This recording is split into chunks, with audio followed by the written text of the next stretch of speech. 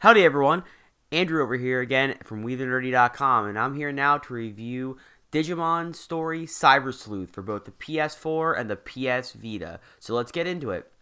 So, what you might not realize in this game is it's not your traditional Digimon story. It doesn't involve the specific Digi-Destined as you might have seen in the past. It actually involves more of an alternate take on the franchise than we've seen in the anime and some of the other games in the past. Basically, you're in a world that has a digital world as well, and another world like the Digimon, but you play as a online avatar that kind of gets stuck in between the real world and the digital world, and it's up to you to take cases in the detective agency to A, figure out what's going on with your body, and B, figuring out what's going on with some other people as well who are stuck in comas. It's got a very dot hack kind of feel if you remember those type of games. And the cases have, they're simple for most of the part, but they're a unique entry into the Digimon series that you really haven't seen before.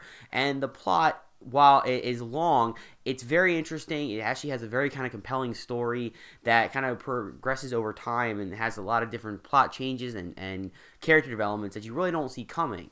And it actually took me by surprise going into this game because a lot of the Digimon games in the past really have not been good, and this game was actually quite good. Now, granted, the combat can be very repetitive at times, because what you can see is a lot of times you're kind of going through the same dungeon areas and kind of fighting some lower level guys that aren't giving you much XP, and the fights are kind of boring and all that stuff. But once you get close or farther into the game, the levels kind of ramp up, and you see a definite heightened difficulty level with the characters that you fight. And, of course, you know, you're always going to have the Digivolutions as well, which is honestly the most addicting aspect, in my personal opinion, to the game, because you constantly can Digivolve or de-Digivolve characters to grow their abilities and kind of change the variations of the characters you can evolve into. So it's kind of like that anti-Pokemon in a sense, where with Pokemon you kind of evolve and you're stuck at that level, where Digimon, they emphasize you de-Digivolving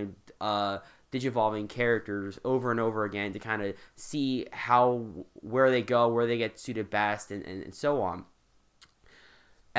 Going into the differences between the PS4 and the PS Vita versions, not much is different.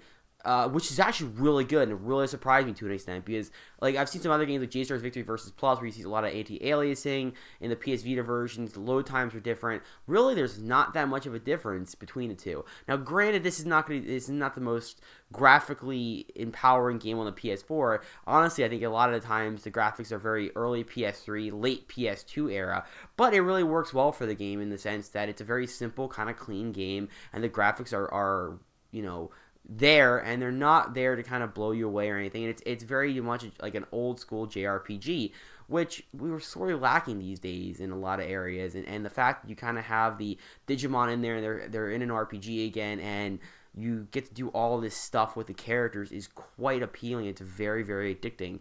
I myself have put in a lot of hours in this. I have friends that have put over 100 hours in the game, and they still aren't even done.